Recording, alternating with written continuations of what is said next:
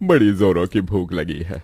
हाथ मुंह धो लो बाबा, खाना तैयार है। चंदा, जल्दी से बाबूजी के लिए खाने की थाली लगा दे और बोरी बिछा दे। चंदा अपने गरीब पिता के आगे रोटी नमक परोस देती है।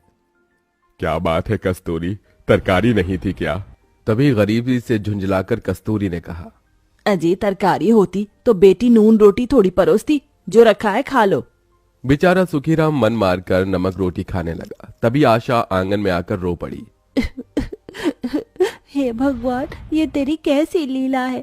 सारे दुख हम गरीब को क्यों देता है। न रहने को एक अच्छा घर देता है, न खाने को अच्छा खाना, और न सोने को अच्छा पलंग या बिछौना।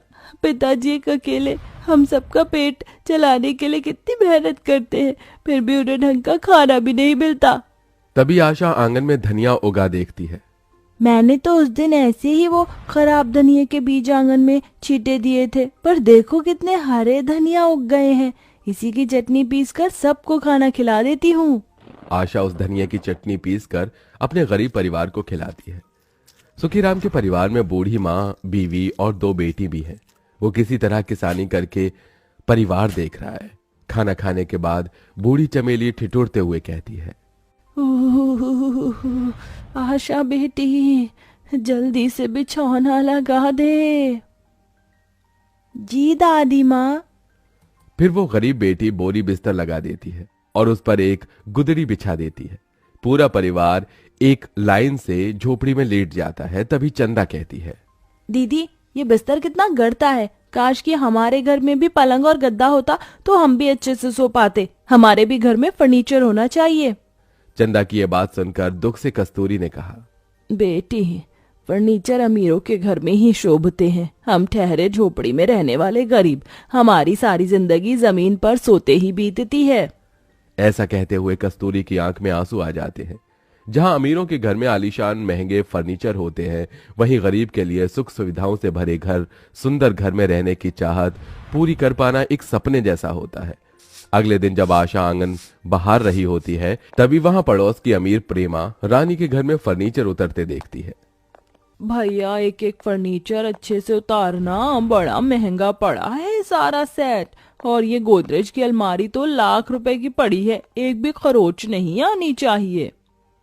माँ ठीक कहती है, एक अमीर गरीब की जिंदगी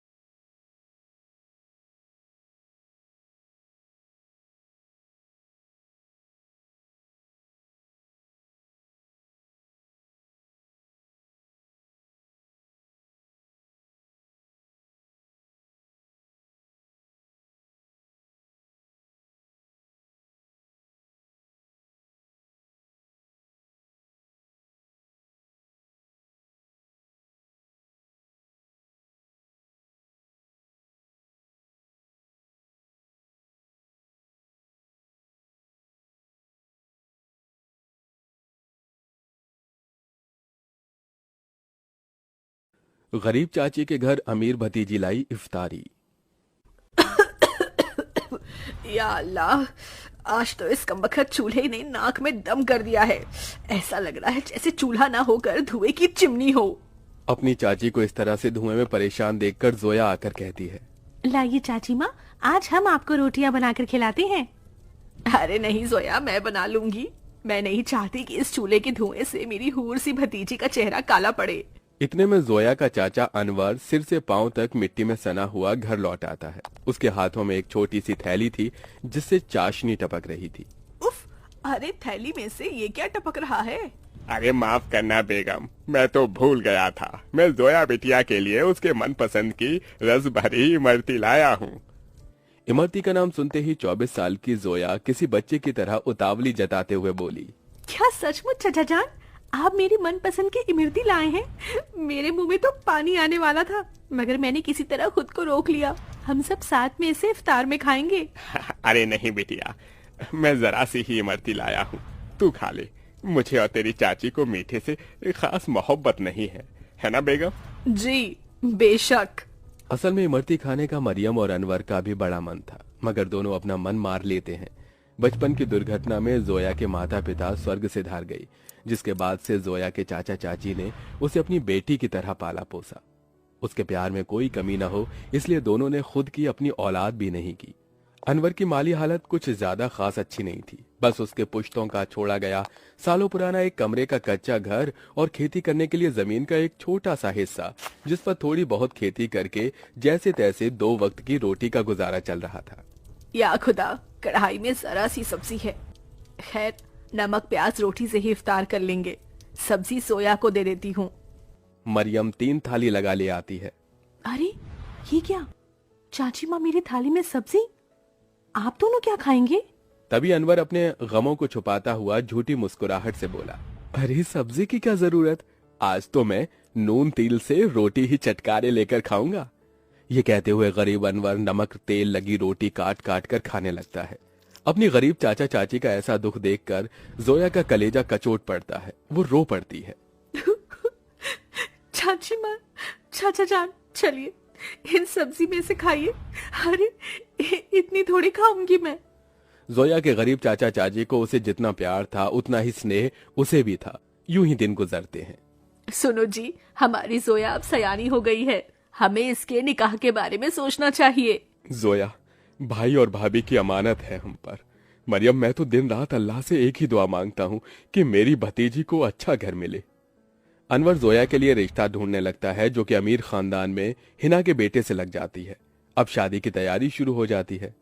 अनवर, अभी तक जोया के निकाह का जोड़ा नहीं सिलाया।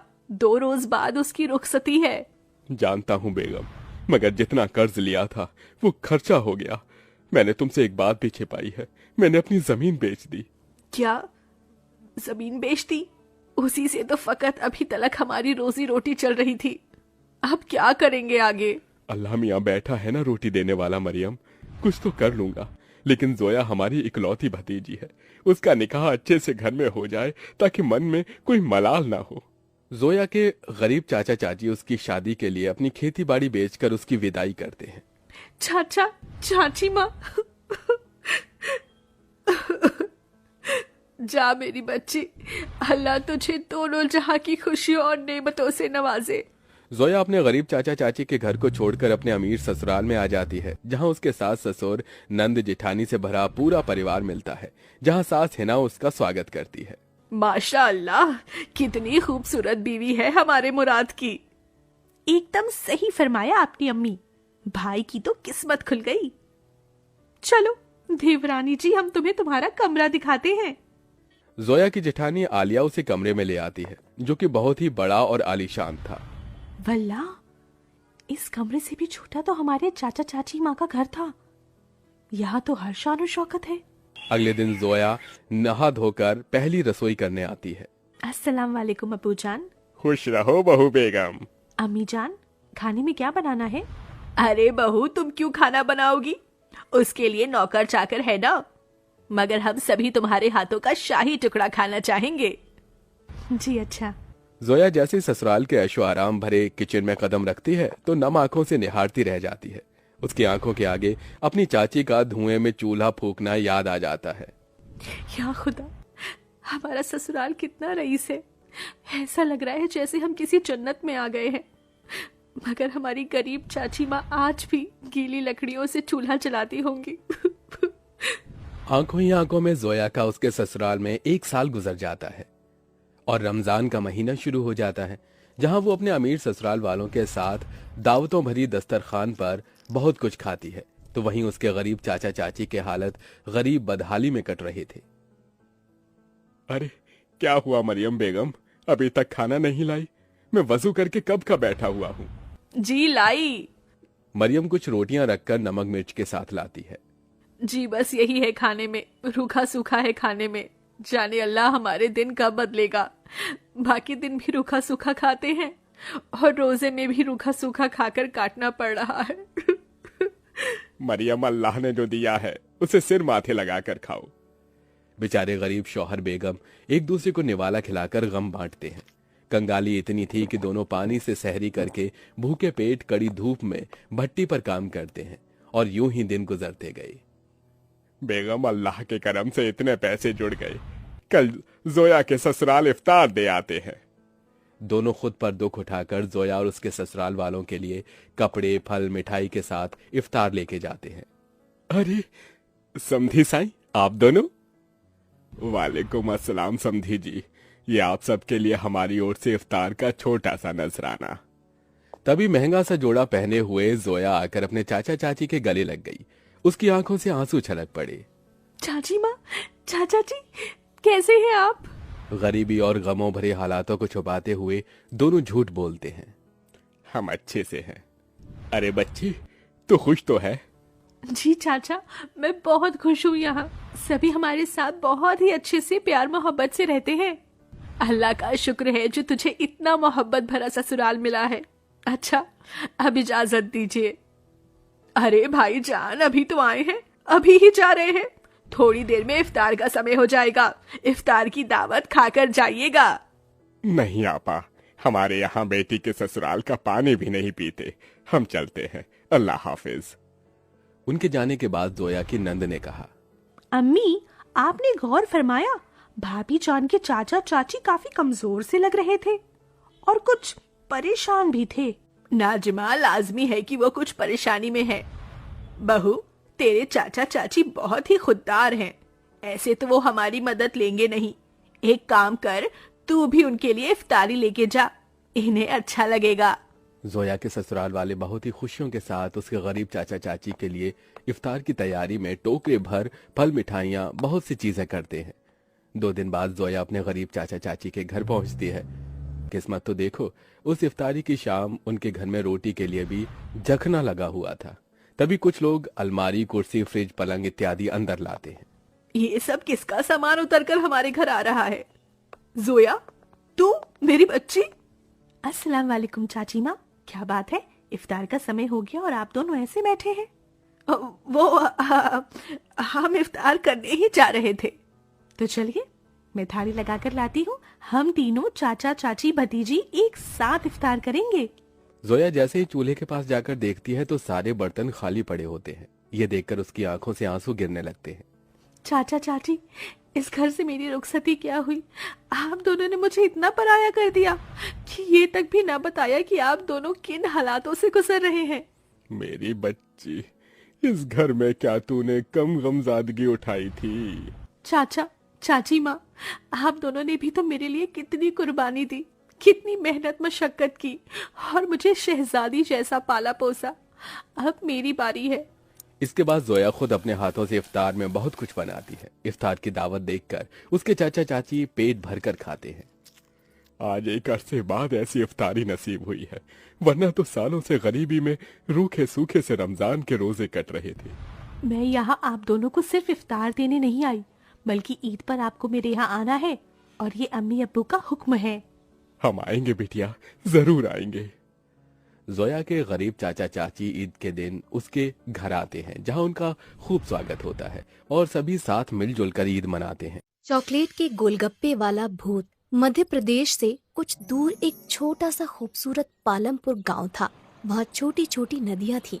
तरह तरह के पहाड़ थे और प्रकृति का बहुत खूबसूरत रूप यहाँ देखने को मिलता था। लेकिन इन सब के बावजूद पालमपुर की सबसे मजेदार चीज वहाँ हर साल लगने वाला बसंत का मेला था। कहते हैं कि पालमपुर में लगने वाला मेला इतना बड़ा होता था कि कोई भी उसे एक दिन में पूरा नहीं घूम सकता था। उस मेले में गांव वाले तरह तरह के खिलौने, कई तरह की मिठाइयाँ, न जाने कितने किस्म के खेल और अलग अलग तरह की खाने पीने वाली चीजों का ठेला लगाते थे। और इन ठेलों में से एक सबसे मशहूर ठेला था सुरेश चाट भंडार। 4 पहियों की इस ठेले पर सुरेश चाट पापड़ी, टिक्की और गोलगप्पे बेचता था। लेकिन बाकी सभी चीजों से ज्यादा लोगों को सुरेश के गोलगप्पे पसंद थे। मेले में हर रोज सुरेश ठेला भर कर गोलगप्पे लेकर जाता था, लेकिन शाम होने से पहले ही उसके सारे गोलगप्पे बिक जाते थे। काफी बड़े बड़े लोग सुरेश को हराने की कोशिश कर चुके थे, लेकिन कोई भी उसे हरा ना सका, क्योंकि उसके गोलगप्पों की बात ही अलग थी। सुरेश के साथ उसका एक 12 साल का बेटा माधव और एक 16 साल का लड़का रोनित रहता था।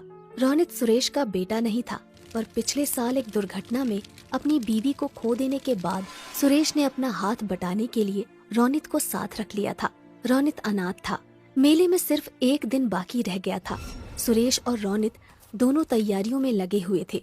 सुरेश जल्दी जल्दी गोलगप्पे तल रहा था, तभी उसकी नजर माधव पर जाती है, जो बने हुए गोलगप्पों के साथ कुछ कर रहा होता है। माधव बड़ा ही चंचल होता है। वो गोलगप्पों में कभी कुछ मिला देता तो कभी कुछ। माधव को देखकर सुरेश कहता है, अरे मेरे साइंटिस्ट अब क्या कर रहा है गोलगप्पों के साथ? 1 मिनट पापा। माधव ने गोलगप्पों में थोड़ी सी हल्दी, मिर्च और धनिया डाली, फिर उस पर दही डालकर कहने लगा, ये लो, ये बन गए चटपटे दही वाले गोलगप्पे। जब तू गोलगप्पे बेचेगा ना, तब ये सब नुस्खे अपनाना।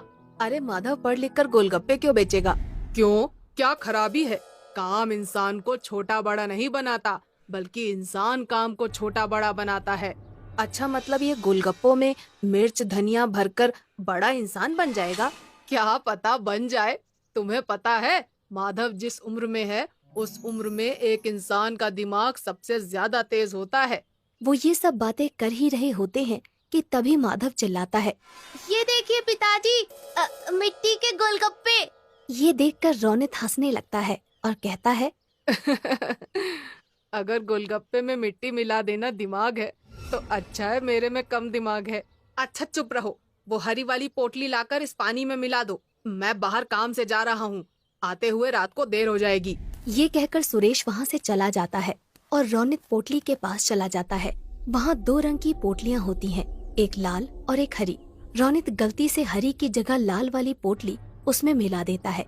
तभी उसे बाहर से कुछ आवाज आती है और रोनित बिना पानी को देखे ही बाहर चला जाता है।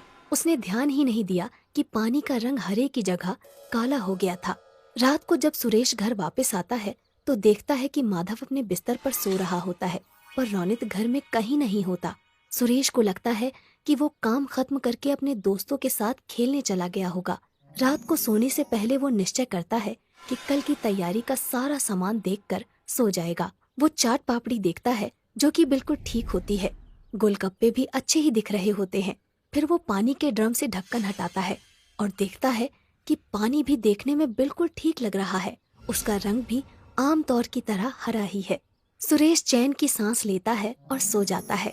अगले दिन सुबह सुबह सुरेश मेले में अपना ठेला लेकर पहुंच जाता है। सुरेश काफी थका हुआ था, क्योंकि रोनित अभी तक वापस नहीं आया था, इसलिए उसे अकेले ही सारा सामान ठेले पर लाद कर मेले में आना पड़ा। वो रोनित से गुस्सा भी था और उसे उसकी फिक्र भी हो रही थी। मेले में खड़ा सुरेश रोनित के बारे में सोच ही रहा था कि उसको एक आवाज आती है, भैया गोलगप्पे दो ना। जी देता हूँ। भैया जैसे पिछली बार खिलाए थे ना, तीखे वाले, वैसे ही देना। सुरेश ने उन्हें गोलगप्पे खिलाए। गोलगप्पे मुंह में रखते ही लड़की ने वापस बाहर निकाल दिया और कहा, ये क्या वाहियात गोलगप्पे हैं। सुरेश चौंक गया। लड़की ये कहकर वहाँ से चली गई और सुरेश ने एक गोलगप्पे में पानी भरकर अपने मुंह में रखा। उसने फौरन उसे बाहर निकाल दिया, क्योंकि गोलगप्पे का स्वाद सचमुच बहुत खराब था। जल्द ही ये खबर पूरे मेले में फैल गई और कोई भी सुरेश से गोलगप्पे लेने नहीं आया। शाम तक एक भी गोलगप्पा नहीं बिका और परेशान होकर सुरेश वापस जाने लगा। वो अपना ठेला खींचता है और वापस जा रहा था कि उसने देखा कि मेले में एक नई दुकान लगी है। जहाँ काफी भीड़ है। उसने पास जाकर देखा तो एक नई कंपनी गोलगप्पे बेच रही थी और लोगों की भीड़ वो गोलगप्पे खा रही थी। सुरेश इधर उधर नजर दौड़ा ही रहा था कि उसने देखा कि गोलगप्पे रौनित बेच रहा था। सुरेश समझ गया कि ये वही कंपनी है जो सुरेश को काम पर रखना चाहती थी, पर सुरेश के मना कर देने पर उन्होंने रौनित को पटाकर उसका काम खराब कर दिया। सुरेश कुछ नहीं बोला, उसने अपना ठेला लिया और चलने लगा। उसे इस बात का दुख नहीं था कि उसके गोलगप्पे नहीं बिके, पर इस बात का ज्यादा दुख था कि जिस रौनित को उसने अपने बच्चे की तरह पाला, उसने उसे धोखा दे दिया। यही सोचते सोचते वो घर पहुंच गया। उसे देखते ही माधव बहुत खुश हुआ और बोला, पापा आप इतनी जल्दी आ गए और सारे गोलगप्पे वापस क्यों ले आए? वो बेटा, पता है मुझे, आप इसलिए लाए ना ताकि मैं नए गोलगप्पे बना सकूं। सुरेश ने मुस्कुराकर कहा। हाँ बेटा, जाओ नए गोलगप्पे बनाओ। ये सुनकर माधव खुश हो गया और कुछ गोलगप्पे लेकर वहाँ से चला गया। सुरेश वहीं बैठकर सोचने लगा कि कैसे अपने गोलगप्पे बेचने का काम दोबारा से शुरू करे। वो ये सब सोच ही रहा होता है कि माधव अचानक उसके सामने आकर कहता है, पापा आ करो। अरे क्यों? आ करो ना। सुरेश ने अपना मुंह खोला और माधव ने एक काला सा गोलगप्पा उसके मुंह में डाल दिया। ये क्या डाल दिया मेरे मुंह में? क्या मिलाया है तूने इसमें? चॉकलेट। अच्छा। ये गोलगप्पे खाकर सुरेश के दिमाग में एक आइडिया आया ही होता है कि तभी माधव कहता है, ये लो पापा, ये भी खाओ। सुरेश मुंह खोलता है, इसमें क्या मिलाया है तुमने? मिट्टी और लाल मिर्च। सुरेश हंसने लगता है और माधव को गले से लगा लेता है। फिर सुरेश पूरी रात अपने कमरे में कुछ करता रहता है। अगले दिन मेले में रौनित के गोलगप्पे बिक रहे होते हैं। तभी एक आवाज आती है, ये क्या खा रहे हो? वहाँ चलो सुरेश के पास, कुछ नए किस्म के गोलगप्पे आए हैं। ये सुनते ही सब सुरेश के पास चले जाते हैं और देखते हैं कि उसके ठेले पर चॉकलेटी रंग के बेहद खूबसूरत और अलग से गोलगप्पे रखे हैं। सब वो गोलगप्पे खाते हैं और सुरेश की बहुत तारीफ करते हैं। तभी रौनित वहाँ आता है और कहता है, तुमने ये कब बनाए? मेरे जिस बच्चे का तुम मजाक उड़ाते थे उसी का आइडिया है ये। ये किसके गोलगप्पे हैं? चॉकलेट के। अच्छा, मैंने तुम पर बहुत भरोसा किया था रौनित, पर तुमने वो तोड़ दिया। रौनित कुछ कहने ही वाला होता है कि अचानक भीड़ से आवाज आती है, और गोलगप्पे दो भैया।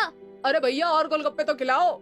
अरे बिल्कुल बिल्कुल, अभी खिलाता हूँ मैं। ये कहकर सुरेश गोलगप्पे बेचने लग जाता है और दोबारा पालमपुर के बसंत के मेले का सबसे मशहूर गोलगप्पे वाला बन जाता है, चॉकलेट के गोलगप्पे वाला।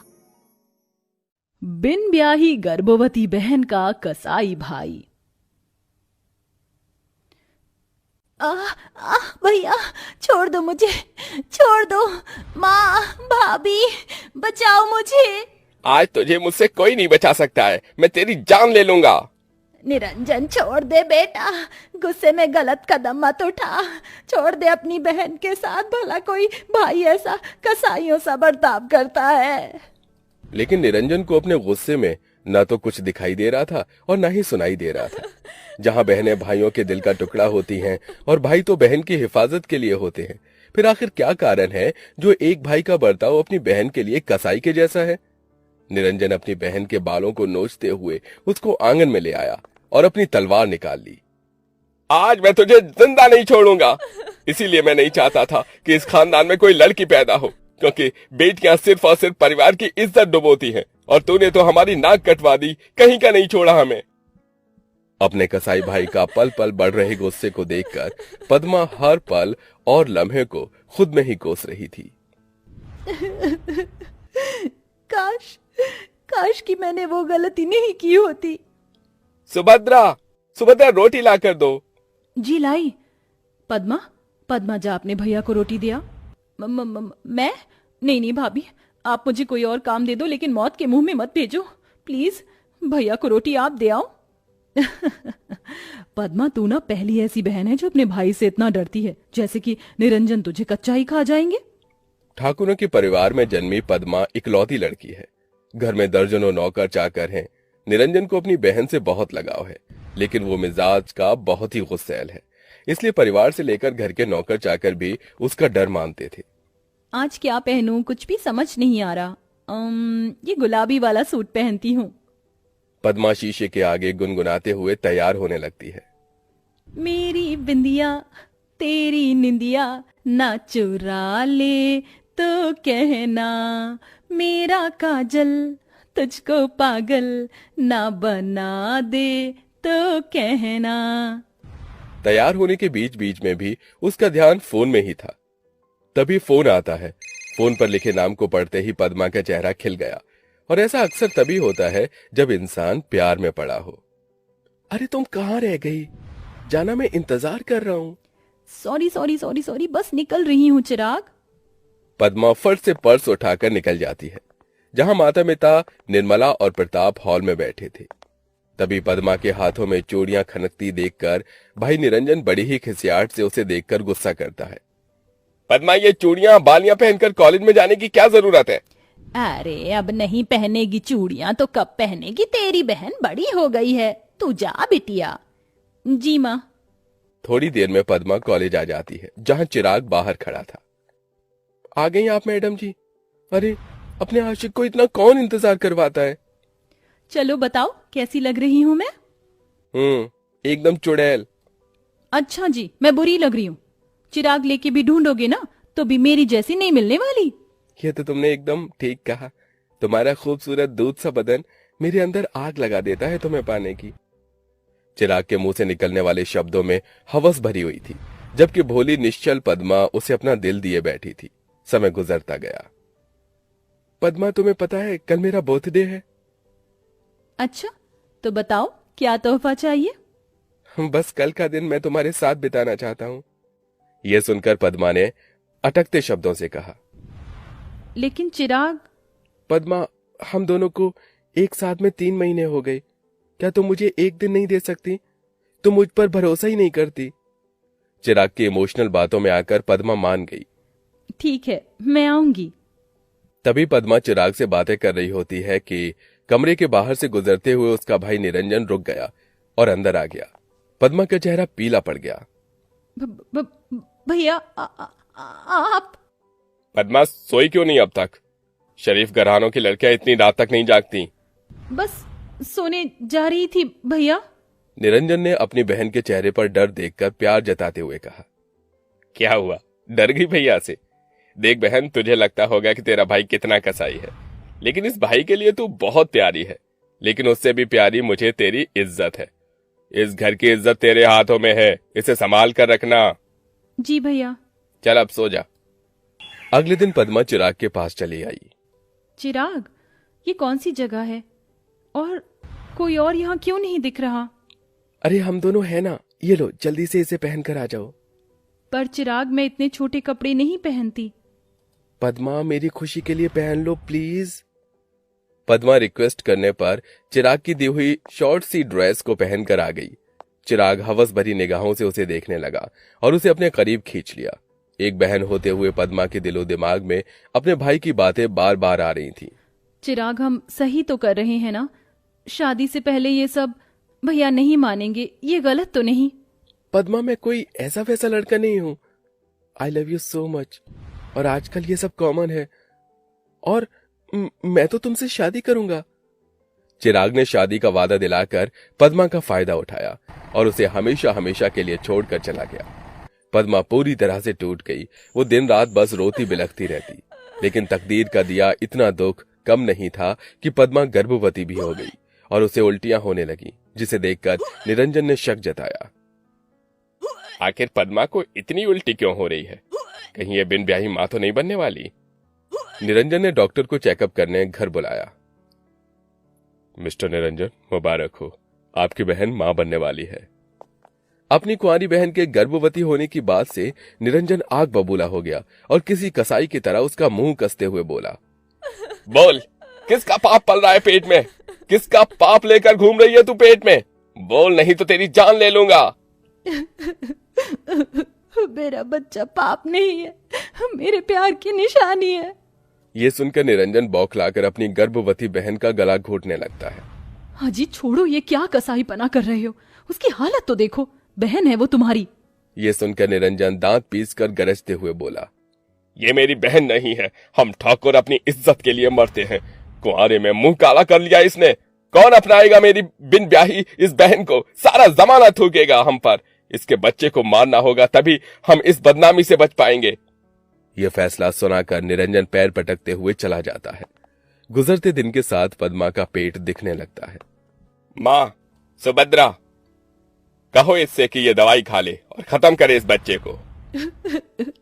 नहीं, मैं अपना बच्चा नहीं गिराऊंगी।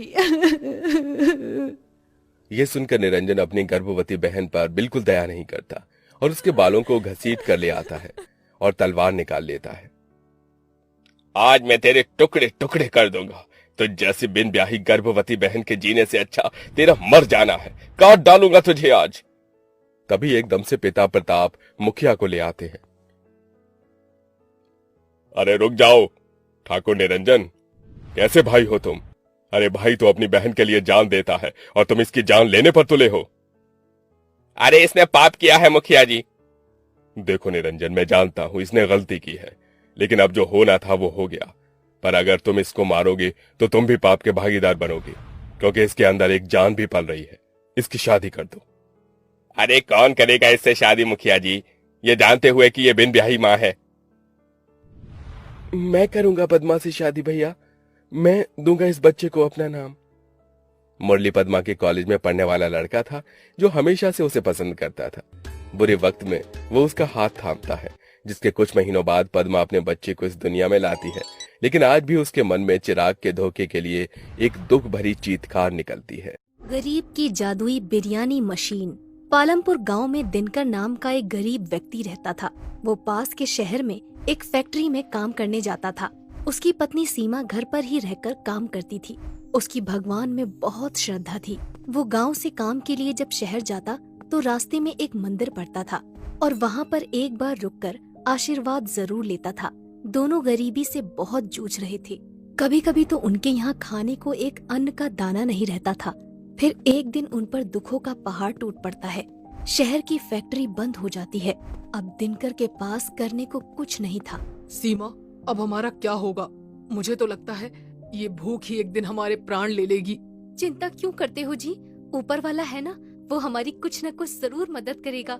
हे ऊपर वाले, कुछ तो हमारी मदद कर। आप भी ना जब देखो भगवान से मांगते ही रहते हो। अब ये देखो, भगवान को दीपक लगाने के लिए तेल ही नहीं है। अब मैं क्या करूं?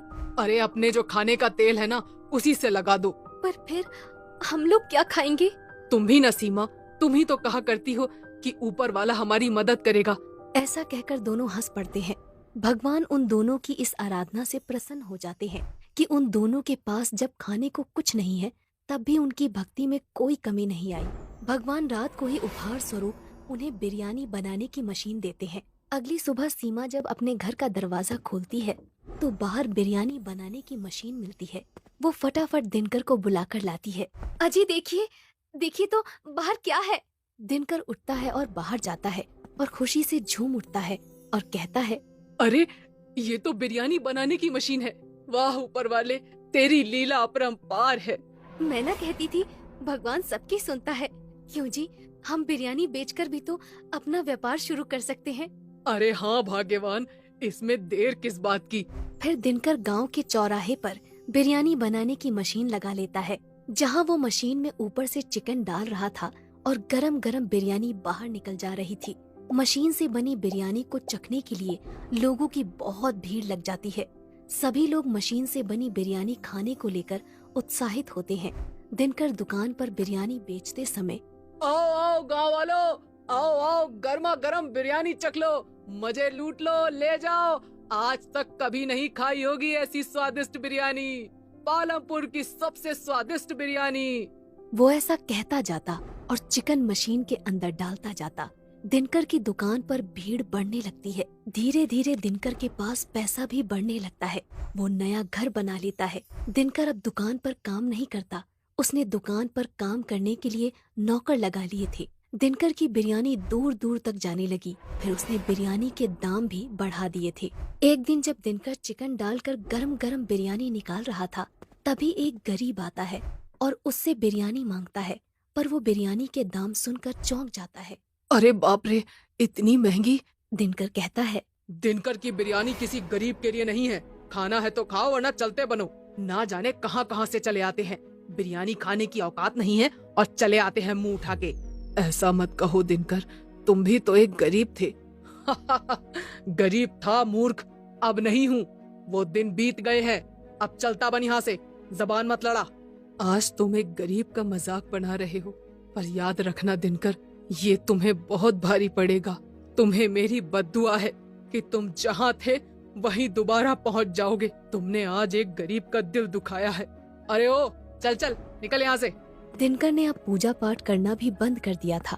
क्यों जी, आजकल आपने पूजा पाठ क्यों बंद कर दिया? सीमा, तुम तो जानती हो मैं कितना व्यस्त रहता हूँ। आजकल इन सब चीजों के लिए समय ही कहाँ है। भगवान मेरे से वैसे ही बहुत खुश है।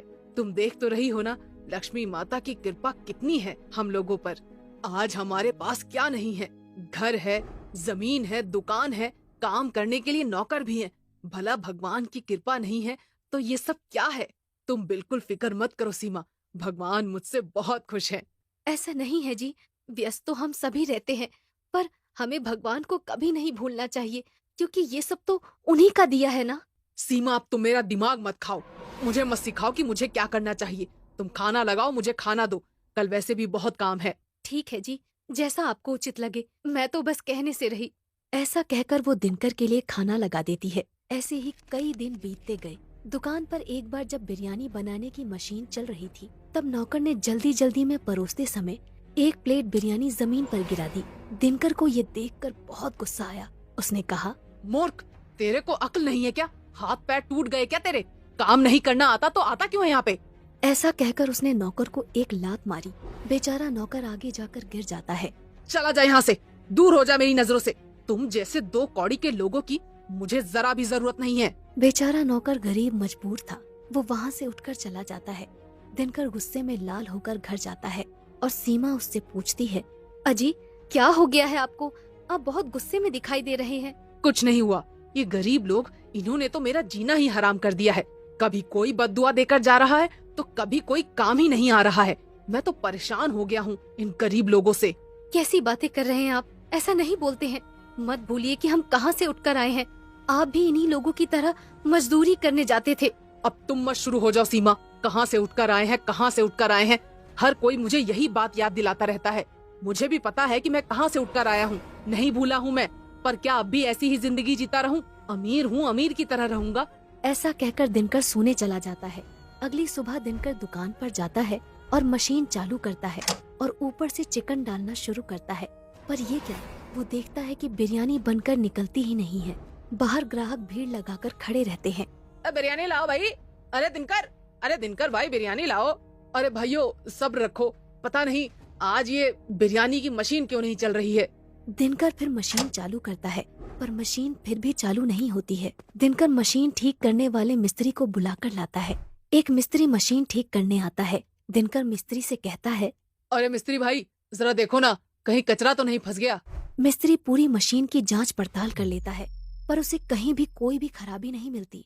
मिस्त्री थक हार कर वहाँ से चला जाता है। आज इसमें ऐसा क्या हो गया है, ये चल क्यों नहीं रही है? धीरे धीरे जो भी भीड़ वहाँ पर खड़ी थी वो सब जाने लगते हैं। दिनकर भीड़ को समझाता है, अरे भाइयों, अरे कहाँ जा रहे हो? अभी चालू हो जाएगी, थोड़ा इंतजार करो। रुक जाओ, अरे भाई रुक जाओ, एक बार चालू हो जाने दो, फिर गरम गरम बिरयानी खिलाऊंगा और कम दाम में भी खिलाऊंगा। बस रुक जाओ। पर दिनकर की कोई भी नहीं सुनता। सारी भीड़ दिनकर को भला बुरा कहकर वहाँ से चली जाती है। दिनकर उस मशीन को कई बार चालू करता है, पर मशीन चालू नहीं होती। इतने में उसके सामने एक दिव्य शक्ति प्रकट होती है और वो दिव्य शक्ति दिनकर से कहती है, क्या हुआ दिनकर, मशीन चल नहीं रही? ये सोचकर परेशान हो रहे हो? जी भगवान, अब ये मशीन कभी नहीं चलेगी दिनकर। नहीं प्रभु, ऐसा मत बोलिए, मुझसे ऐसा क्या पाप हो गया? तुम्हारे पाप का घड़ा भर गया है दिनकर। तुम भूल गए कि तुम कहाँ से हो और कहाँ से आए हो। तुमने गरीबी का मजाक बनाया है, गरीब लोगों को बिरयानी नहीं खिलाई। अपने यहाँ काम करने वाले नौकरों को तुमने लातों से मारा है। तुमने जितने भी पुण्य किए थे वो सारे खत्म हो गए, और जिस गरीब को तुमने बिरयानी नहीं खिलाई वो गरीब और कोई नहीं, इंसान के भेष में मैं खुद था। मुझे माफ कर दीजिए प्रभु, आगे से ऐसी कोई गलती नहीं होगी, कभी नहीं होगी। मैं कभी किसी गरीब का मजाक नहीं बनाऊंगा और मुफ्त में गरीबों को बिरयानी खिलाऊंगा। पर मेरी मशीन वापस चालू करवा दीजिए। अब मेरे हाथ में कुछ भी नहीं है दिनकर, सब तुम्हारे कर्मों का फल है। तुमने घमंड किया, इसकी कीमत तो तुमको चुकानी पड़ेगी। ये सब तुम्हें पहले सोचना था। ऐसा कहकर दिव्य शक्ति वहाँ से गायब हो जाती है। दिनकर फूट फूट कर रोने लगता है और कहता है, हे प्रभु, मुझे माफ कर दीजिए प्रभु। मेरी आंखों पर घमंड की पट्टी बंध गई थी। हे प्रभु, हो सके तो मुझे माफ कर दीजिए। दिनकर के वापस गरीबी के दिन आ जाते हैं। वो वापस एक कुटिया में आ जाता है और वापस अपना जीवन गुजारने के लिए मजदूरी करने इधर उधर निकल जाता है। दिनकर का घमंड उसको ले डूबता है, इसलिए कहा जाता है कभी घमंड नहीं करना चाहिए। गरीब की जादुई बिरयानी मशीन। पालमपुर गांव में दिनकर नाम का एक गरीब व्यक्ति रहता था। वो पास के शहर में एक फैक्ट्री में काम करने जाता था। उसकी पत्नी सीमा घर पर ही रहकर काम करती थी। उसकी भगवान में बहुत श्रद्धा थी। वो गांव से काम के लिए जब शहर जाता तो रास्ते में एक मंदिर पड़ता था और वहाँ पर एक बार रुककर आशीर्वाद जरूर लेता था। दोनों गरीबी से बहुत जूझ रहे थे। कभी कभी तो उनके यहाँ खाने को एक अन्न का दाना नहीं रहता था। फिर एक दिन उन पर दुखों का पहाड़ टूट पड़ता है। शहर की फैक्ट्री बंद हो जाती है। अब दिनकर के पास करने को कुछ नहीं था। सीमा, अब हमारा क्या होगा? मुझे तो लगता है ये भूख ही एक दिन हमारे प्राण ले लेगी। चिंता क्यों करते हो जी? ऊपर वाला है ना, वो हमारी कुछ न कुछ जरूर मदद करेगा। हे ऊपर वाले, कुछ तो हमारी मदद कर। आप भी ना जब देखो भगवान से मांगते ही रहते हो। अब ये देखो, भगवान को दीपक लगाने के लिए तेल ही नहीं है। अब मैं क्या करूं? अरे अपने जो खाने का तेल है ना, उसी से लगा दो। पर फिर हम लोग क्या खाएंगे? तुम भी ना सीमा, तुम ही तो कहा करती हो कि ऊपर वाला हमारी मदद करेगा। ऐसा कहकर दोनों हंस पड़ते हैं। भगवान उन दोनों की इस आराधना से प्रसन्न हो जाते हैं कि उन दोनों के पास जब खाने को कुछ नहीं है तब भी उनकी भक्ति में कोई कमी नहीं आई। भगवान रात को ही उपहार स्वरूप उन्हें बिरयानी बनाने की मशीन देते हैं। अगली सुबह सीमा जब अपने घर का दरवाजा खोलती है तो बाहर बिरयानी बनाने की मशीन मिलती है। वो फटाफट दिनकर को बुलाकर लाती है। अजी देखिए, देखिए तो बाहर क्या है। दिनकर उठता है और बाहर जाता है और खुशी से झूम उठता है और कहता है, अरे ये तो बिरयानी बनाने की मशीन है। वाह ऊपर वाले, तेरी लीला अपरंपार है। मैं ना कहती थी भगवान सबकी सुनता है। क्यों जी, हम बिरयानी बेचकर भी तो अपना व्यापार शुरू कर सकते हैं। अरे हाँ भाग्यवान, इसमें देर किस बात की। फिर दिनकर गांव के चौराहे पर बिरयानी बनाने की मशीन लगा लेता है। जहां वो मशीन में ऊपर से चिकन डाल रहा था और गरम गरम बिरयानी बाहर निकल जा रही थी। मशीन से बनी बिरयानी को चखने के लिए लोगों की बहुत भीड़ लग जाती है। सभी लोग मशीन से बनी बिरयानी खाने को लेकर उत्साहित होते हैं। दिनकर दुकान पर बिरयानी बेचते समय, आओ आओ गाँव वालों, आओ आओ गर्मा गर्म बिरयानी चख लो, मजे लूट लो, ले जाओ। आज तक कभी नहीं खाई होगी ऐसी स्वादिष्ट बिरयानी, पालमपुर की सबसे स्वादिष्ट बिरयानी। वो ऐसा कहता जाता और चिकन मशीन के अंदर डालता जाता। दिनकर की दुकान पर भीड़ बढ़ने लगती है। धीरे धीरे दिनकर के पास पैसा भी बढ़ने लगता है। वो नया घर बना लेता है। दिनकर अब दुकान पर काम नहीं करता। उसने दुकान पर काम करने के लिए नौकर लगा लिए थे। दिनकर की बिरयानी दूर दूर तक जाने लगी। फिर उसने बिरयानी के दाम भी बढ़ा दिए थे। एक दिन जब दिनकर चिकन डालकर गरम गरम बिरयानी निकाल रहा था, तभी एक गरीब आता है और उससे बिरयानी मांगता है। पर वो बिरयानी के दाम सुनकर चौंक जाता है। अरे बाप रे, इतनी महंगी। दिनकर कहता है, दिनकर की बिरयानी किसी गरीब के लिए नहीं है। खाना है तो खाओ वरना चलते बनो। ना जाने कहां कहां से चले आते हैं। बिरयानी खाने की औकात नहीं है और चले आते हैं मुंह उठा के। ऐसा मत कहो दिनकर, तुम भी तो एक गरीब थे। गरीब था मूर्ख, अब नहीं हूँ। वो दिन बीत गए हैं। अब चलता बन यहाँ से, जबान मत लड़ा। आज तुम एक गरीब का मजाक बना रहे हो, पर याद रखना दिनकर, ये तुम्हें बहुत भारी पड़ेगा। तुम्हें मेरी बद्दुआ है कि तुम जहाँ थे वहीं दोबारा पहुँच जाओगे। तुमने आज एक गरीब का दिल दुखाया है। अरे ओ चल चल निकल यहाँ से। दिनकर ने अब पूजा पाठ करना भी बंद कर दिया था। क्यों जी, आजकल आपने पूजा पाठ क्यों बंद कर दिया? सीमा, तुम तो जानती हो मैं कितना व्यस्त रहता हूँ। आजकल इन सब चीजों के लिए समय ही कहाँ है। भगवान मेरे से वैसे ही बहुत खुश है। तुम देख तो रही हो ना, लक्ष्मी माता की कृपा कितनी है हम लोगों पर। आज हमारे पास क्या नहीं है? घर है, जमीन है, दुकान है, काम करने के लिए नौकर भी हैं। भला भगवान की कृपा नहीं है तो ये सब क्या है? तुम बिल्कुल फिक्र मत करो सीमा, भगवान मुझसे बहुत खुश है। ऐसा नहीं है जी, व्यस्त तो हम सभी रहते हैं, पर हमें भगवान को कभी नहीं भूलना चाहिए, क्योंकि ये सब तो उन्हीं का दिया है ना। सीमा अब तुम मेरा दिमाग मत खाओ, मुझे मत सिखाओ कि मुझे क्या करना चाहिए। तुम खाना लगाओ, मुझे खाना दो, कल वैसे भी बहुत काम है। ठीक है जी, जैसा आपको उचित लगे, मैं तो बस कहने से रही। ऐसा कहकर वो दिनकर के लिए खाना लगा देती है। ऐसे ही कई दिन बीतते गए। दुकान पर एक बार जब बिरयानी बनाने की मशीन चल रही थी, तब नौकर ने जल्दी जल्दी में परोसते समय एक प्लेट बिरयानी जमीन पर गिरा दी। दिनकर को ये देखकर बहुत गुस्सा आया। उसने कहा, मूर्ख, तेरे को अक्ल नहीं है क्या? हाथ पैर टूट गए क्या तेरे? काम नहीं करना आता तो आता क्यों है यहाँ पे? ऐसा कहकर उसने नौकर को एक लात मारी। बेचारा नौकर आगे जाकर गिर जाता है। चला जा यहाँ से, दूर हो जा मेरी नजरों से। तुम जैसे दो कौड़ी के लोगों की मुझे जरा भी जरूरत नहीं है। बेचारा नौकर गरीब मजबूर था, वो वहाँ से उठकर चला जाता है। दिनकर गुस्से में लाल होकर घर जाता है और सीमा उससे पूछती है, अजी क्या हो गया है आपको? आप बहुत गुस्से में दिखाई दे रहे हैं। कुछ नहीं हुआ, ये गरीब लोग, इन्होंने तो मेरा जीना ही हराम कर दिया है। कभी कोई बद्दुआ देकर जा रहा है तो कभी कोई काम ही नहीं आ रहा है। मैं तो परेशान हो गया हूँ इन गरीब लोगों से। कैसी बातें कर रहे हैं आप? ऐसा नहीं बोलते हैं। मत भूलिए कि हम कहाँ से उठकर आए हैं। आप भी इन्हीं लोगों की तरह मजदूरी करने जाते थे। अब तुम मत शुरू हो जाओ सीमा, कहाँ से उठकर आए हैं, कहाँ से उठकर आए हैं। हर कोई मुझे यही बात याद दिलाता रहता है। मुझे भी पता है कि मैं कहाँ से उठकर आया हूँ, नहीं भूला हूँ मैं। पर क्या अब भी ऐसी ही जिंदगी जीता रहूं? अमीर हूँ, अमीर की तरह रहूंगा। ऐसा कहकर दिनकर सोने चला जाता है। अगली सुबह दिनकर दुकान पर जाता है और मशीन चालू करता है और ऊपर से चिकन डालना शुरू करता है। पर ये क्या, वो देखता है कि बिरयानी बनकर निकलती ही नहीं है। बाहर ग्राहक भीड़ लगाकर खड़े रहते हैं। बिरयानी लाओ भाई। अरे दिनकर भाई बिरयानी लाओ। अरे भाइयों सब्र रखो, पता नहीं आज ये बिरयानी की मशीन क्यों नहीं चल रही है। दिनकर फिर मशीन चालू करता है, पर मशीन फिर भी चालू नहीं होती है। दिनकर मशीन ठीक करने वाले मिस्त्री को बुलाकर लाता है। एक मिस्त्री मशीन ठीक करने आता है। दिनकर मिस्त्री से कहता है, अरे मिस्त्री भाई जरा देखो ना, कहीं कचरा तो नहीं फंस गया। मिस्त्री पूरी मशीन की जांच पड़ताल कर लेता है, पर उसे कहीं भी कोई भी खराबी नहीं मिलती। मिस्त्री थक हार कर वहाँ से चला जाता है। आज इसमें ऐसा क्या हो गया है, ये चल क्यों नहीं रही है?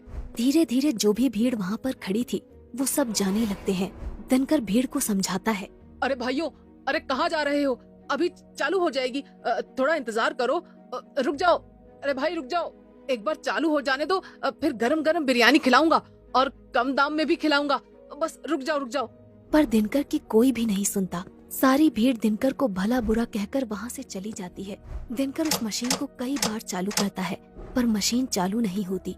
इतने में उसके सामने एक दिव्य शक्ति प्रकट होती है और वो दिव्य शक्ति दिनकर से कहती है, क्या हुआ दिनकर, मशीन चल नहीं रही? ये सोचकर परेशान हो रहे हो? जी भगवान, अब ये मशीन कभी नहीं चलेगी दिनकर। नहीं प्रभु, ऐसा मत बोलिए, मुझसे ऐसा क्या पाप हो गया? तुम्हारे पाप का घड़ा भर गया है दिनकर। तुम भूल गए कि तुम कहाँ से हो और कहाँ से आए हो। तुमने गरीबी का मजाक बनाया है, गरीब लोगों को बिरयानी नहीं खिलाई। अपने यहाँ काम करने वाले नौकरों को तुमने लातों से मारा है। तुमने जितने भी पुण्य किए थे वो सारे खत्म हो गए, और जिस गरीब को तुमने बिरयानी नहीं खिलाई वो गरीब और कोई नहीं, इंसान के भेष में मैं खुद था। मुझे माफ कर दीजिए प्रभु, आगे से ऐसी कोई गलती नहीं होगी, कभी नहीं होगी। मैं कभी किसी गरीब का मजाक नहीं बनाऊंगा और मुफ्त में गरीबों को बिरयानी खिलाऊंगा। पर मेरी मशीन वापस चालू करवा दीजिए। अब मेरे हाथ में कुछ भी नहीं है दिनकर, सब तुम्हारे कर्मों का फल है। तुमने घमंड किया, इसकी कीमत तो तुमको चुकानी पड़ेगी। ये सब तुम्हें पहले सोचना था। ऐसा कहकर दिव्य शक्ति वहाँ से गायब हो जाती है।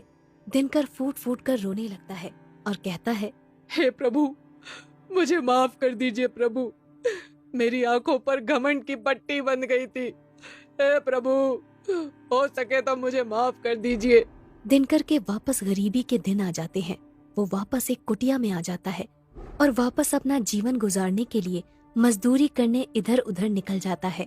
दिनकर का घमंड उसको ले डूबता है, इसलिए कहा जाता है कभी घमंड नहीं करना चाहिए। 3 जादुई फौजी। बॉर्डर के पास एक गांव था। गांव से 2 किलोमीटर दूर एक बहुत बड़ा घना जंगल था जहां पर बॉर्डर था। उस जंगल की रक्षा के लिए बॉर्डर पर 3 फौजियों को तैनात किया गया था। वो जंगल हजारों साल पुराना था। उस जंगल में बहुत ही खूंखार जानवर रहते थे।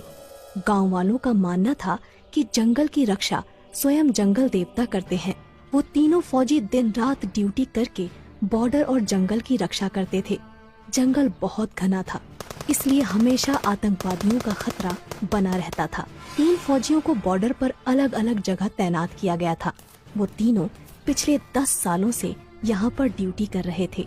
तीनों फौजियों की देशभक्ति और जंगल की रक्षा देखकर वन देवता बहुत प्रसन्न हो जाते हैं और एक दिन वन देवता अपनी वन देवी से कहते हैं, देवी, ये तीनों फौजी पिछले 10 सालों से हमारे जंगल की रक्षा कर रहे हैं। मैं इनकी कर्तव्य निष्ठा देखकर बहुत प्रसन्न हूँ और उन्हें कुछ वरदान देना चाहता हूँ। तब वन देवी कहती हैं, हे नाथ, आप बिल्कुल सही कह रहे हैं। तीनों फौजियों को वरदान जरूर मिलना चाहिए। वन देवता कहते हैं, तो फिर ठीक है देवी, मैं आज ही उन तीनों फौजियों से उनकी इच्छा पूछता हूँ और उन्हें इच्छा अनुसार वरदान देता हूँ। इतना कहकर वन देवता वहाँ से गायब हो जाते हैं और पहले वाले फौजी के पास पहुँच जाते हैं। वो पहला फौजी अचानक से वन देवता को देखकर आश्चर्यचकित हो जाता है और कोई जादुई भूत समझकर अपनी बंदूक से वन देवता को गोली मार देता है।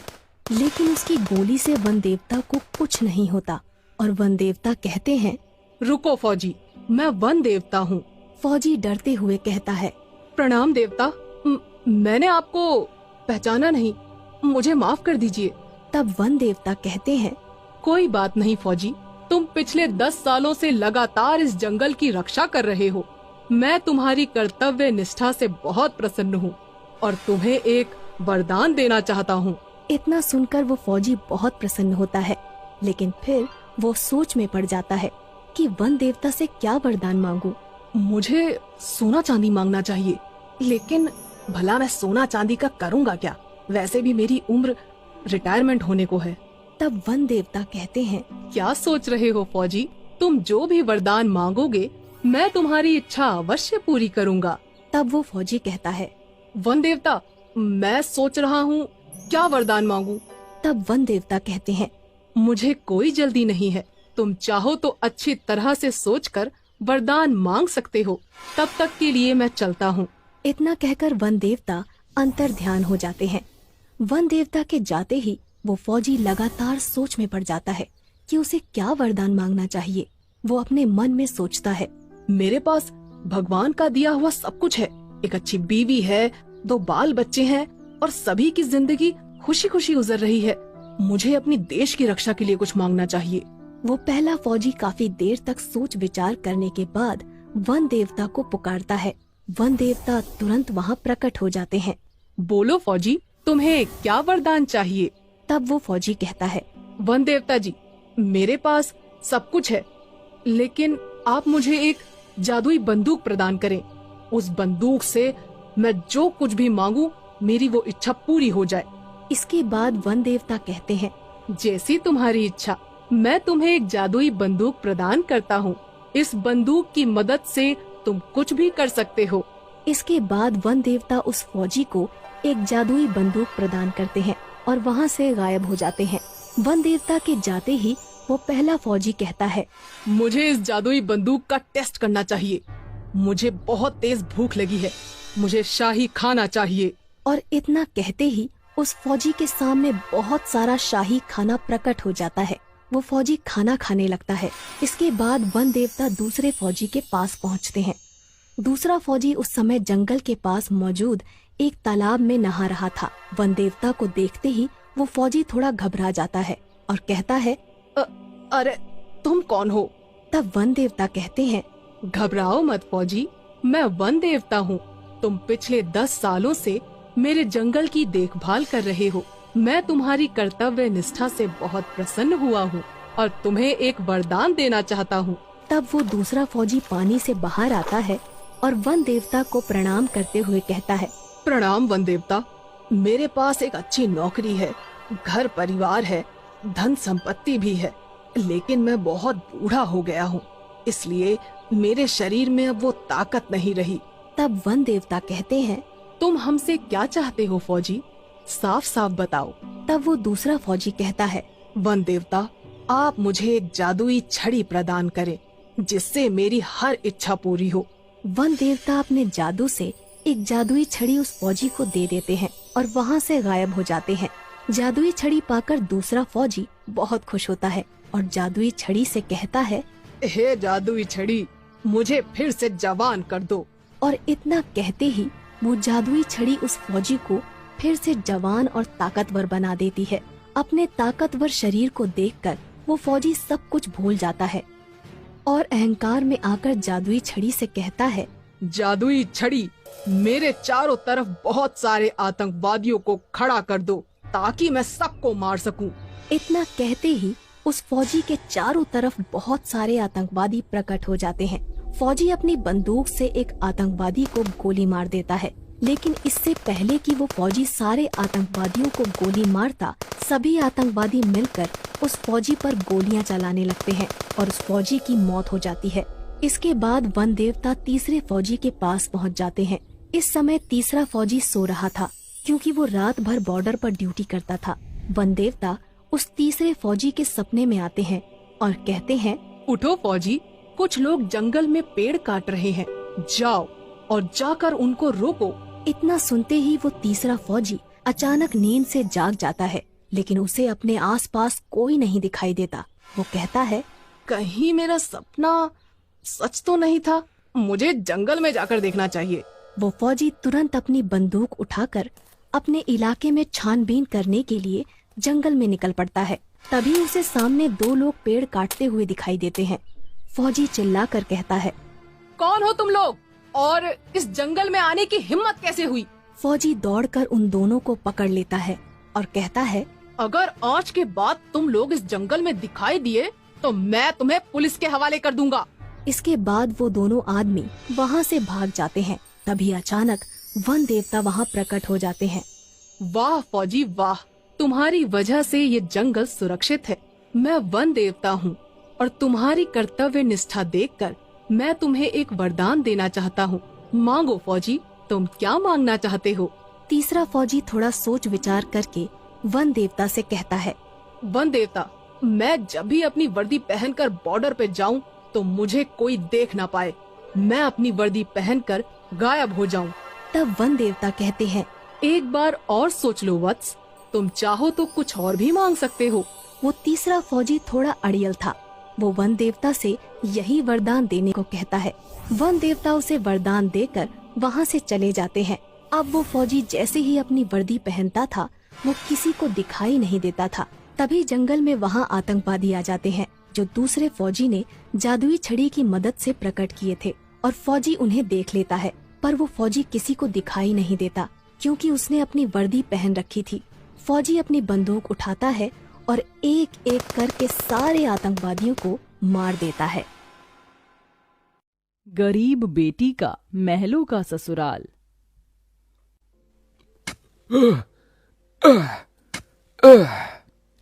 तपती धूप में वह गरीब किसान खेतों में फावड़ा चला रहा था। उसके माथे से तर तर पसीना बहे जा रहा था। तभी गंगा गमछा उठाकर पिता का पसीना पोंछती है। बाबा, आपके माथे से कितना पसीना बह रहा है, आप थक भी गए हैं, थोड़ी देर आराम कर लो, फावड़ा मुझे दो। गंगा को खेत में फावड़ा चलाते देख सेवक राम की आंख भर आती है। मेरी गरीब बेटी के जिन हाथों में मेहंदी लगनी थी, उन्हीं नाजुक हाथों से मेरी गंगा सख्त फावड़ा चला रही है। तू एक गरीब की बेटी को ही ऐसा भाग्य देकर क्यों भेजता है भगवान? एक गरीब के जीवन की सबसे बड़ी दुविधा बेटी को ब्याहना होता है। ये कहानी है ऐसे ही किसान सेवक राम की, जो बड़ा गरीब है। उसकी दो बेटी गंगा और अंजू हैं। यूं तो सेवक राम ने गंगा के लिए कई रिश्ते ढूंढे, मगर भला एक गरीब की बेटी का हाथ कौन थामना चाहता है। किसी तरह से उनका जीवन कट रहा था। सेवक राम, उसकी बूढ़ी पत्नी जानकी और दोनों बेटी सारा दिन तपती धूप में खेत में काम करते रहे। शाम को खेत का मालिक ब्रिज वहां आया। अरे ओ सेवक राम, सारा खेत जोत दिया? जी ब्रिज बाबू, खेत भी जोत दिया और बीज भी बो दिया। ये ले, तेरे परिवार की आज की दिहाड़ी 250 रुपए। ये क्या मालिक, आप पैसे तो कम दे रहे हैं। पहले मेरी अकेले की दिहाड़ी आप मुझे 200 रुपए देते थे, फिर घटाकर 100 रुपए कर दिया और फिर सीधे 70 रुपए कर दिया, और उसमें भी पूरे पैसे नहीं दे रहे हैं। मैं, मेरी दोनों बेटी और पत्नी को मिलाकर हम कुल 4 जन आज खेत में दिन भर जर मर कर खटे हैं। अरे 30 रुपए ही तो कम है, उसमें क्या तू खरीद लेगा है? एक एक रुपया भी मेहनत से कमाना पड़ता है मालिक। फिर ब्रिज बाकी के 30 रुपए भी सेवक राम को दे देता है, जिसके बाद वह अपनी मढ़ई में आ जाते हैं और गंगा सबको खाना बनाकर खिलाती है और एक फटे गुदरी पर पूरा परिवार जमीन पर लेट जाता है। मगर एक पिता होते हुए सेवक राम चिंता में सो भी नहीं पाता। वह रात भर आंसुओं से बिछौना भिगोता है। अजी, आप अभी तक जाग रहे हैं? जिसके घर में जवान बेटी ब्याहने को हो वो कैसे सोए? जाने मेरी गरीब बेटी के भाग्य में क्या लिखा है। भगवान ने सभी के घर आंगन में भाग्य जाग रहे हैं, मगर मेरी मढ़ई के आंगन में मंडप कब बनेगा? अजी, तुम चिंता मत करो, भगवान ने कहीं न कहीं जोड़ी बनाई होगी। सेवक राम का यही दुख कम न था। अभी तो और भी कठिनाई आने को थी। अगले दिन जब चारों खेत में पहुंचे कि तभी, क्यों रे सेवक, कल तू 30 रुपए के लिए पाठ पढ़ा रहा था, अब क्या करेगा? क्योंकि ये सारी की सारी जमीन तो पृथ्वीराज जी ने खरीद ली। तभी अंजू ने गंगा से कहा, दीदी, अब हम क्या खाएंगे? खेत बोकर ही तो थोड़े बहुत पैसे मिलते थे। सेवक राम अपने परिवार को लेकर लौट आया। वह दिन रात चिंता में गलने लगा। ऐसे घर कैसे चलेगा प्रभु? कैसे होगी गंगा की शादी? और शादी नहीं हुई तो लोग मेरी गंगा को जाने क्या क्या नाम देंगे, क्या क्या ठहराएंगे जानकी। मैं काम ढूंढने जा रहा हूँ। बाबा, मैं भी आपके संग चलूंगी। दोनों काम ढूंढते एक बड़े से मिल में आए, जहां शिव नाम का एक नौजवान गरीब मजदूर भी काम कर रहा था। जहां मजदूर राशन की बोरी भरी मालगाड़ी खींच रहे। सेवक राम ने काम मांगा, दोनों को काम मिल गया। गंगा अपने पिता की बराबरी में काम करती। तपती धूप से अक्सर उसके पांव और हाथ में मालगाड़ी खींचने से छाले से पड़ जाते, तो वहीं घर आकर वह अपनी माँ का हाथ बटाती। आप ही अपनी चक्की पीसती, कड़ी धूप में सड़कों से गोबर बीन कर लाती, उपले बनाती। एक दिन मालगाड़ी खींचते वक्त शिव उसकी मदद करता है। काका, क्या मैं आप दोनों के साथ खाना खा सकता हूँ? बड़ी भूख लगी है और मैं खाना भी नहीं लाया। हाँ बेटा, आओ ना। ये कहते हुए गरीब गंगा अपने प्याज और रोटी में से उसे भी देती है और हिचक से भरकर कहती है, माफ कीजिएगा, आपको खिलाने के लिए हमारे पास कोई पूरी पकवान तो नहीं है, जो है यही खा लीजिए। शिव वह रूखा सूखा भी हंसकर खाने लगा। अब अक्सर शिव उनकी मदद कर देता। उसकी अच्छाई गंगा के मन को भाने लगी और एक दिन शिव ने कहा, काका, अगर आप मुझे इस काबिल समझे तो मैं आपकी बेटी का हाथ थामना चाहता हूँ। बेटा, मेरी गरीब बेटी को तुम जैसा मेहनती जीवन साथी मिलेगा। मुझे तुम पसंद हो बेटा। गरीब सेवक राम की दिली इच्छा तो थी कि गंगा को बड़ा और अच्छा घर द्वार मिले, मगर उसके मन में शिव को लेकर भी एक संतोष था। मगर सेवक राम ने जो कभी सोचा भी नहीं था, अगले दिन वो हुआ। कई बड़ी गाड़ियां लाइन से उसके चौखट पर आईं और शगुन से भरी थालियों के साथ शिव अपने परिवार के संग उनके घर आया। उनके महंगे कपड़े लत्ते देख एकदम महलों में रहने वालों से थे। शिव के संग उसके माता पिता पृथ्वीराज, वसुंधरा और बहन योगिता थी। अंजू ने उन्हें देख तपाक से बोला, अरे बाप रे, ये तो राजा महाराजा से लगते हैं। अजी, आपने तो कहा था शिव गरीब घर का लड़का है। शिव बेटा, ये सब क्या है? यही मेरी सच्चाई है काका। माफ कीजिएगा, मैं मजदूर या गरीब नहीं था, बल्कि महलों का बेटा हूँ। मगर मुझे एक ऐसा जीवन साथी की खोज थी जो मेरा धन दौलत देखकर मुझे ना अपनाए। इसलिए मैं उसे ही ढूंढने के लिए ये जीवन जी रहा था। जिसने मुझे मेरी गरीबी के संग स्वीकारा वो गंगा थी। इसलिए मेरे महलों की दुल्हन गंगा होगी। गंगा बनोगी मेरे महलों की बहू और मेरे बेटे की दुल्हन। अपनी गरीब बेटी के लिए महलों से आया रिश्ता देखकर सेवक राम बड़ा रोया। भगवान, तूने मेरी फटी झोली में इतनी खुशियां डाल दी। मेरी बेटी महलों की दुल्हन बनेगी। हर बाप चाहता है कि वो अपनी बेटी का हाथ जिसके हाथ में दे वो उसे रानी बनाकर रखे। अब मेरी बेटी सचमुच में महलों की रानी बनेगी। समझे जी, मंगनी कर ले। मगर इतनी छोटी सी मड़ई में सब कैसे होगा? ये तो टूटी फूटी है, आप लोगों के खड़े होने लायक भी नहीं है। मगर इस मड़ई में आप जितने दिलदार लोग रहते हैं तो ये महलों से बढ़कर है। इसके बाद सेवक राम के छोटे से मढ़ई में उसकी गरीब बेटी की मंगनी होती है, जहां और थोड़े दिन के बाद बड़े ही धूमधाम के साथ गंगा की शादी होती है, जहां वह मंडप में मन ही मन कहती है, हे गौरी मैया, आपका धन्यवाद जो आपने मुझको मनचाहा वर दिया। इसके बाद गंगा विदा होकर अपने महलों के ससुराल में आ जाती है, जो दुल्हन के जैसा सजा हुआ होता है, जहां कई नौकर चाकर शाही अंदाज में उसके स्वागत में खड़े थे। तभी महंगे से लहंगे में ननद योगिता ने कहा, आइए भाभी, आपके महलों के ससुराल में आपका स्वागत है। जैसे ही योगिता गाड़ी से उतरती है, तभी नौकर चाकर थाली में फूल लिए खड़े उसके स्वागत में फूल बिछाए जाते हैं। जहां कल तक उसके पांव को कांटों की चुभन मिली थी, आज वह महल की दुल्हन बनकर फूलों में बदल चुके थे। जहां महल के द्वार पर सास वसुंधरा ने स्वागत किया, आओ हमारे महलों की दुल्हन, तुम्हारा स्वागत है। इस सोने की कलश को अपने दाहिने पांव से गिराकर अंदर आ जाओ। जी माँ। गंगा ने कलश गिराकर स्वागत किया। तभी ससुराल वालों ने उसे अनेकों तोहफे दिए। गंगा बहू, ये हार पिछले कई पुश्तों से हमारे महल में चला आ रहा है, अब तुम इसकी हकदार हो। भाभी, ये तोहफा मेरी तरफ से और ये तोहफा मेरी ओर से बहू। गीता दे रही हूँ, मैं जानती हूँ तुम इस महल का मान बढ़ाओगी। गंगा ने गीता को माथे से लगाया और फिर सास ससुर का आशीर्वाद लिया। माँ जी, बाबूजी, मुझे आशीर्वाद दीजिए ताकि मैं इस महल का मान निभा सकूं। सदा सुहागन रहो, जुग जुग जीती रहो। फिर गंगा विदाई में दिए अपनी गठरी को संग लिए शिव के साथ कमरे में आ गई, जहां आलीशान बड़ा कमरा, ऐशो मखमल का बिछौना और सब कुछ था, जिसे उस गरीब दुल्हन की आंखें देखती रह गईं। कैसा लग रहा है महलों के ससुराल में आकर? खुशी से गंगा की आंखें भर आईं। उसने कहा, यकीन नहीं होता, भगवान ने एक बार में ही इतनी खुशी दे दी।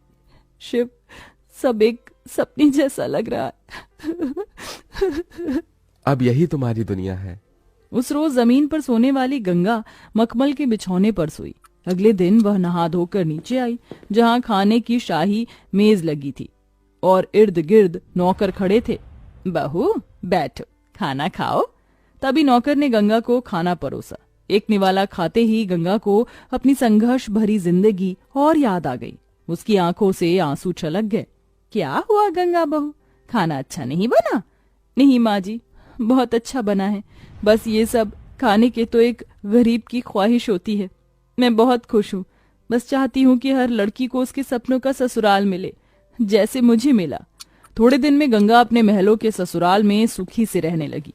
किसी गरीब की बेटी को चुनकर हम भी ये पुण्य कमा सकते हैं। होली पर माँ ने बनाया 5 बेटियों का गाजर ड्रेस। गरीब सुनीता अपने छोटे से घर में रात के समय अपनी सिलाई मशीन पर कपड़े सी रही थी और उसके घर में उसका पति महेश और उसकी 5 बेटियां रिया, दिया, कोमल, पायल और अनीता ये सब सोए हुए थे। पता नहीं कब ये गरीबी हमारा पीछा छोड़ेगी। माँ, आप इतनी रात गए कपड़े क्यों सी रहे हो? आप सो जाइए माँ, वरना आपकी तबीयत खराब हो जाएगी। बिटिया, तू सो जा, मैं थोड़ी देर में सो जाऊंगी। माँ, आप सारा दिन खेत में काम करके कितना थक जाते हो, ऊपर से आप रात भर सिलाई का काम करते हो। आप इतना सब मत कीजिए माँ, वरना आपकी तबीयत खराब हो जाएगी। मुझे कुछ नहीं होगा बिटिया, चल अब तू सो जा। गरीब सुनीता रात के 1 बजे अपने छोटे से घर में अपनी सिलाई मशीन पर कपड़े सी रही थी। उसके छोटे से घर में उसका पति महेश और 5 बेटियां रिया, दिया, कोमल, पायल, अनीता सोई हुई थीं। तभी सुनीता रोज की तरह पूरी रात भर सिलाई करती है। अगली सुबह सुनीता मिट्टी के चूल्हे पर सबके लिए चाय बनाती है। माँ, 15 दिन बाद होली का त्योहार है, आप होली पर हमें नए कपड़े, पिचकारियाँ ये सब दिलवाओगे ना? हाँ माँ, इस बार की होली हमें बड़े धूमधाम से खेलनी है। बच्चों, तुम तो जानते हो हमारी आर्थिक परिस्थिति इस समय ठीक नहीं है। मेरे साथ हुई इस दुर्घटना के बाद अपने इस परिवार की सारी जिम्मेदारी अकेली सुनीता पर आ चुकी है। अगर मैं अपाहिज बनकर घर में बैठा ना होता तो आज हमारे ऊपर इतनी गरीबी कभी नहीं आती। जी, आप क्यों बार बार उसी बात को सोचते हो? क्या करूं सुनीता, घर के ऐसे हालत देखकर और अपने बच्चों की उदासी देखकर हर बार वो बात मेरे मन में आ जाती है। कुछ महीने पहले ही एक सड़क दुर्घटना में महेश का एक पैर कट चुका था। वो धनकपुर गांव में मजदूरी का काम करता था। तब से वो घर में अपाहिज बनकर बैठ चुका था। महेश के साथ हुए इस हादसे के बाद सुनीता उसी गांव के सेठ बंसीलाल के खेत में मजदूरी का काम करके अपने परिवार का पालन पोषण करने लगी। थोड़े समय बाद सुनीता रोज की तरह बंसीलाल के खेत में चली जाती है और उसकी बेटियां और पति अपने छोटे से किराए के घर में बैठे थे। सुनीता की रोज की आमदनी केवल 200 रुपए थी। इतनी कम आमदनी में सुनीता और उसके परिवार को अपना गुजारा चलाने में काफी मुश्किलों का सामना करना पड़ता था। बंसीलाल अपने खेत में हर समय गाजर की ही फसल करता था। तभी सुनीता फसल को पानी देती है तो वहां बंसीलाल आता है। सुनीता, बाकी मजदूर कहाँ है? मालिक, वो अब तक आए नहीं। सुबह 11 बजे आते हैं। अच्छा, कोई नहीं, तुम दो पानी। सुनीता फसल को पानी देने लगती है। थोड़े समय बाद खेत में काम करने वाले बाकी मजदूर भी खेत में आते हैं और सुनीता के साथ काम करते हैं। दोपहर का समय, सुनीता रोज की तरह खेत से कई सारे गाजर लेकर अपने घर आती है और अपने हाथों से आज भी गाजर का हलवा बनाती है। ये क्या माँ, आपने आज भी गाजर का हलवा बनाया? अरे कल तो हमने गाजर का हलवा खाया था। हाँ माँ, आप हफ्ते में बस 2 ही दिन सब्जी बनाते हो और बाकी सारे दिन हमें गाजर का हलवा और गाजर की खीर ही बनाकर देते हो। हमें नहीं खाना अब ये गाजर का हलवा। बच्चों, में रोज रोज सब्जी नहीं बना सकती। ये गाजर हमें खेत से मुफ्त में मिल जाते हैं और मेरे पास इतने पैसे नहीं रहते कि मैं रोज रोज सब्जी ला सकूं। जो मैं कमाती हूँ उन पैसों में बिजली का बिल, घर का राशन और मकान का किराया चला जाता है। सुनीता की 5 बेटियां आज भी नाक मुंह टेढ़ा करके गाजर का हलवा खा लेती हैं। पैसों के ना होने से सुनीता सब्जी नहीं बना पाती, इसीलिए वो हर बार खेत से लाए गाजर का हलवा बनाकर ही अपने बच्चों को खिला देती है। इसी तरह दिन प्रतिदिन बीतने लगे। होली का त्योहार नजदीक आ चुका था। 2 दिन बाद होली थी। सारे गांव में होली की बड़ी जोरों शोरों से तैयारियां चल रही थी। हर तरफ सजावट की जा रही थी। हर गली, हर मोहल्ले में होली के रंग, पिचकारियों की दुकानें लगी थी और लोग अपने परिवार, अपने बच्चों के साथ बड़ी खुशी खुशी होली के रंग और सामान खरीद रहे थे। अब उन सबको देखकर रिया और उसकी बहनें फटे पुराने कपड़े पहने एक जगह उदास होकर खड़े थे। रिया दीदी, देखिए सब बच्चे अपने माता पिता के साथ कैसे नए कपड़े पहनकर होली के सामान खरीद रहे हैं और एक हम हैं जो ऐसे फटे पुराने कपड़े पहनकर खड़े हैं। हाँ दीदी, चलिए ना हम माँ से कहते हैं कि वो भी हमें नए कपड़े, होली के रंग और पिचकारियाँ दिलाए। बहनों, तुम तो जानती हो ना माँ के पास पैसे नहीं है, वो कहाँ से दिलाएंगी हमें नए कपड़े। 5 दुखी मन लिए घर आते हैं। दोपहर का समय, सब खाना खा रहे थे। माँ, हमें होली के रंग और नए कपड़े दिलाइए ना। गांव में सब बच्चे नए कपड़े खरीद कर होली के रंग, पिचकारियां खरीद रहे हैं। हमें भी होली में नए कपड़े, रंग चाहिए माँ। बिटिया, मेरे पास पैसे होते तो मैं तुम्हें जरूर दिलाती होली के रंग और पिचकारियां। अपनी माँ की बातें सुनकर 5 बहनें दुखी हो जाती हैं। गरीबी के कारण सुनीता और उसकी बेटियों को होली जैसे खुशियों भरे त्योहार पर खुशियां मनाने का मौका नहीं मिल पा रहा था और उसकी बड़ी वजह थी सुनीता के परिवार की गरीबी। तभी सुनीता बंसीलाल के खेत में आती है और खेत में काम करने लगती है। शाम का समय, सुनीता रोज की तरह एक टोकरे में खेत से गाजर भर रही थी। भगवान जी, आखिर हम क्यों इतने गरीब हैं? क्यों मेरी बच्चियों को खुशियां मनाने का अधिकार नहीं है? मेरी बच्चियां होली के लिए कितनी खुशियां मना रही थी, पर हमारी गरीबी ने उनकी सारी खुशियों को उदासी में बदल दिया।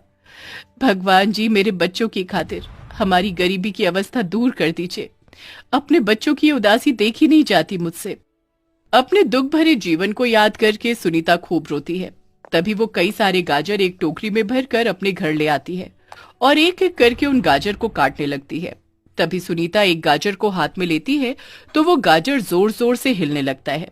ये देखकर सुनीता के होश उड़ जाते हैं। अरे, ये गाजर ऐसे कैसे हिल रहा है? तभी वो गाजर सुनीता के हाथ से छूटकर नीचे गिर जाता है और नीचे गिरते ही उस गाजर के हाथ और पैर बाहर निकलने लगते हैं। अब ये चमत्कार देखकर सुनीता की आंखें फटी की फटी रह जाती हैं। तभी वो गाजर अपने पैरों पर खड़ा हो जाता है और सुनीता से कहता है, मुझे मत मारो, मुझे इस चाकू से मत काटो, मैंने तुम्हारा क्या बुरा किया है। गाजर को बात करता देखकर सुनीता हक्की बक्की रह जाती है। ये क्या, कहीं मैं सपना तो नहीं देख रही हूँ ना? ये गाजर बात कर रहा है, ये कैसे हो सकता है? सुनीता, मैं एक जादुई गाजर हूँ, मुझे मत मारो, तुम जो मांगोगी मैं वो तुम्हें सब दूंगा, बस मुझे मत काटना। जादुई गाजर? तुम सच में जादुई गाजर हो? मुझे तो यकीन ही नहीं हो रहा है। तुम मुझसे कुछ मांग कर तो देखो। अगर ऐसा है तो तुम मेरी 5 बेटियों के लिए बढ़िया से नए कपड़े ला सकते हो। तभी वो जादुई गाजर अपने जादू से सुनीता के पास खूबसूरत सा एक लहंगा, 2 फ्रॉक और 3 बढ़िया से खूबसूरत से महंगे ड्रेस लाता है। ये देखकर सुनीता बड़ी खुश हो जाती है। तभी वहाँ उसकी 5 बेटियां आती हैं। अरे वाह, इतनी बढ़िया ड्रेस! माँ, ये ड्रेस कहाँ से आई? बिटिया, ये इस जादुई गाजर ने दिए मुझे। जादुई गाजर? हाँ, ये एक जादुई गाजर है। हाँ, मैं एक जादुई गाजर हूँ। सुनीता, जब तुमने मुझे हाथ में लिया था तभी मैंने तुम्हारे जीवन के सारे दुख पढ़ लिए थे। तुम जीवन की दुखियारी हो सुनीता, पर अब तुम चिंता मत करो, मैं आ गया हूँ ना, अब मैं तुम्हारी सारी परेशानी दूर कर दूंगा। ये सुनकर सुनीता और उसकी बेटियां बड़ी खुश हो जाती हैं। तभी वो जादुई गाजर अपने जादू से सुनीता के घर में कई सारा राशन भर देता है और बहुत सारे पैसे देता है और काफी सारी चीजें अपने जादू से लाता है। ये सब देखकर सुनीता बड़ी खुश हो जाती है। अरे वाह, तुमने तो हमें एक ही पल में अमीर बना दिया। बहुत बहुत शुक्रिया जादुई गाजर। अच्छा सुनीता, अब मैं चलता हूँ। भविष्य में तुम्हें कभी भी मेरी जरूरत पड़े तो तुम मुझे बस याद कर लेना, फिर मैं तुम्हारे पास आ जाऊंगा और तुम्हारी सारी परेशानियां दूर कर दूंगा। अब मुझे तुम्हारी तरह किसी और मजबूर की भी सहायता और उसकी गरीबी दूर करने जाना है। अरे रुको रुको, तुमने तो हमें होली का सामान ही नहीं दिया, हम होली कैसे खेलेंगे? तभी जादुई गाजर अपने जादू से सुनीता के बच्चों को बहुत सारा होली का रंग और गाजर की तरह दिखने वाली होली की कई सारी पिचकारियां देकर वहां से गायब हो जाता है। होली वाले दिन सुनीता की 5 बेटियां वो नई ड्रेस पहनती हैं तो 5 को वो ड्रेस काफी ढीली होने लगती है। अरे माँ, ये ड्रेस तो मुझे कितना ढीला हो रहा है। हाँ माँ, मुझे भी ढीला हो रहा है। 5 को ड्रेस ढीले होते हैं। कोई नहीं, मैं अपनी सिलाई मशीन पर अभी तुम 5 के कपड़े सही कर देती हूँ। सुनीता फटाफट एक एक करके 5 के कपड़े फिट कर देती है। तभी सुनीता और उसकी 5 बेटियां नए कपड़े पहनकर गांव में आती हैं और सबके साथ बड़ी धूमधाम से होली खेलती हैं। अपने बच्चों को ऐसे खुश देखकर महेश और सुनीता काफी खुश होते हैं। तो फाइनली एक जादुई गाजर की वजह से जीवन में पहली बार सुनीता और उसके परिवार के जीवन में खुशियां आई और उनके चेहरे पर मुस्कान आई।